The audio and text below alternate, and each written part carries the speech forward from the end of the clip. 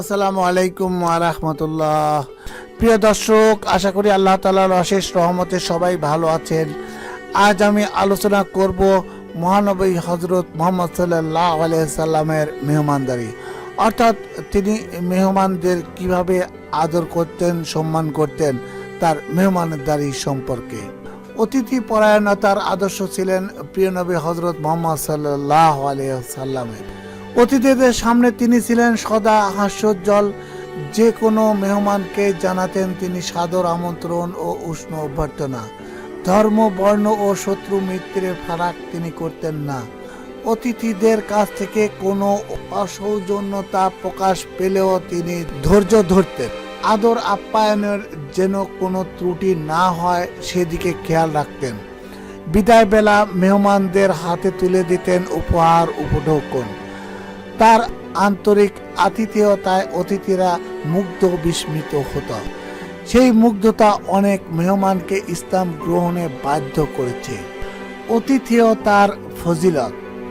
অতিথেয়তার ফজিলত বর্ণনা করে রাসূল পাক সাল্লাল্লাহু আলাইহি সাল্লাম বলেন, যে ব্যক্তি আল্লাহ ও পরকালে বিশ্বাস রাখে সেজন্য তার মেহমানের সমাদর করে। মুসলিম, হাদিস নম্বর ৭৯। সালমান ফার্সি রাদিয়াল্লাহু তাআলা আনহু বলেন, একবার আমি রাসূল পাক সাল্লাল্লাহু আলাইহি সাল্লামের কাছে এলাম। একটি বালিশে হেলান দিয়ে তিনি বসা ছিলেন। আমাকে দেখে তিনি বালিশটি আমার দিকে এগিয়ে দিলেন।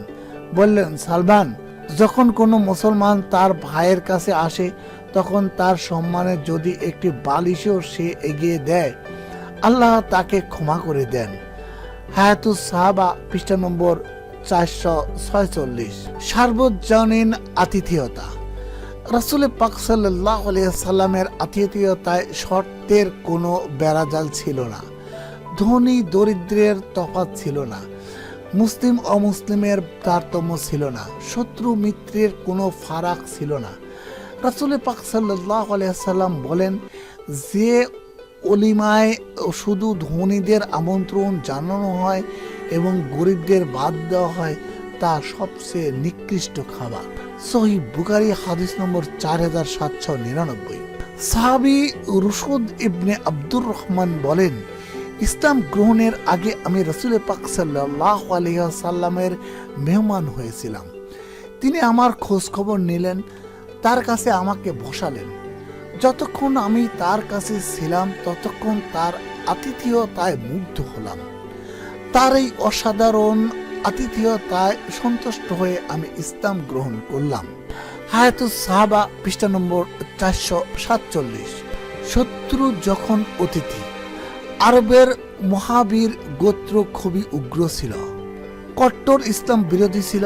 ইসলামের মাধুর্যে মুগ্ধ হয়ে যখন মানুষ দলে দলে মদিনায় আসতে লাগলো তখন মহাবীর গোত্রের ও ১০ জন লোক মদিনায় এলো। রাসূল পাক সাল্লাল্লাহু আলাইহি সাল্লাম তাদের অভ্যর্থনা আপ্যায়নের জন্য বেলাল রাদিয়াল্লাহু তাআলা আনহুকে দায়িত্ব দেন।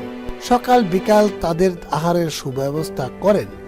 এতে তারা মুগ্ধ, বিস্মিত হলো এবং ইসলাম গ্রহণ করে নিজ দেশে ফিরে গেল। আসাহুস সিয়ার, পৃষ্ঠা নম্বর ৪৪৪।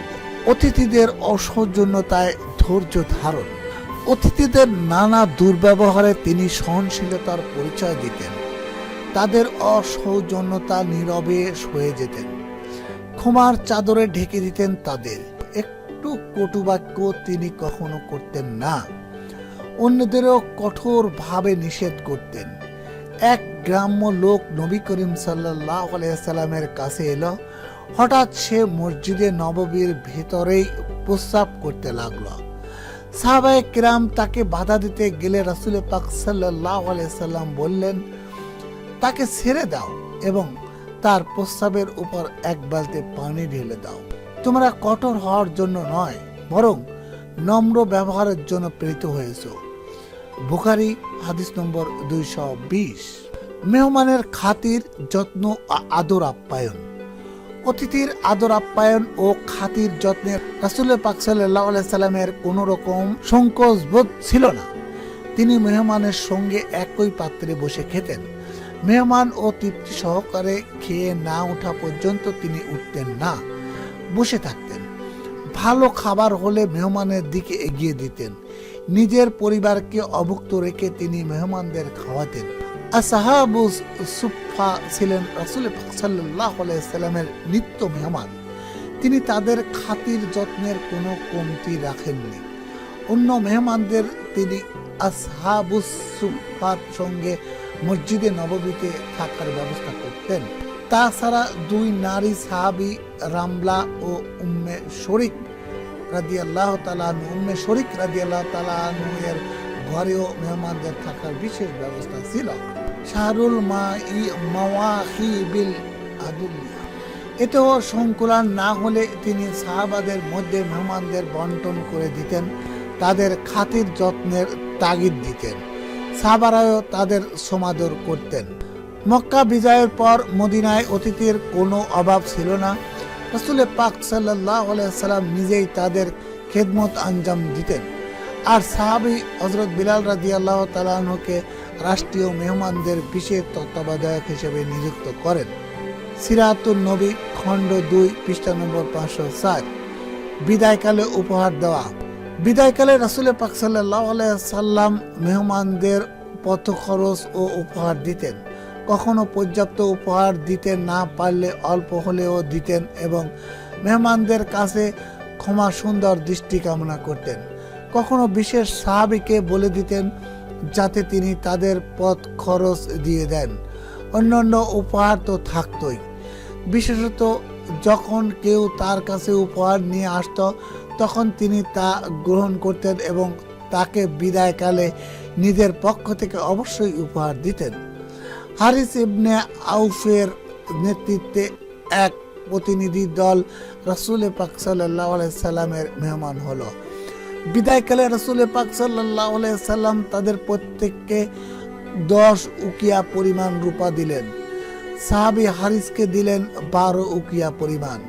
প্রিয় নবী সাল্লাল্লাহু আলাইহি সাল্লামের আতিথেয়তা মুসলমানদের অনুপম আদর্শ। আধুনিক যুগীয় এসব সুন্নাহ আভিজাত্যের নিদর্শন। এসব সুন্নাহ থেকে মুসলমানরা নিত্য দূরে সরে যাচ্ছে।